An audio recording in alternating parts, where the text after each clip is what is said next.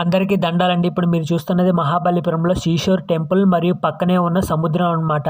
ఇది బంగాళాఖాత సముద్రం. ఇది చెన్నైకి 60 కిలోమీటర్ల దూరంలో ఉంది. ఈ రాళ్ళు చూడండి ఎలా ఉన్నాయో ఫ్రెండ్స్. ఈ గుడి పక్కనే రాళ్ళు ఉన్నాయన్నమాట. పెద్ద పెద్ద రాళ్ళు గోడ పేర్చినట్టుగా పేర్చేశారు.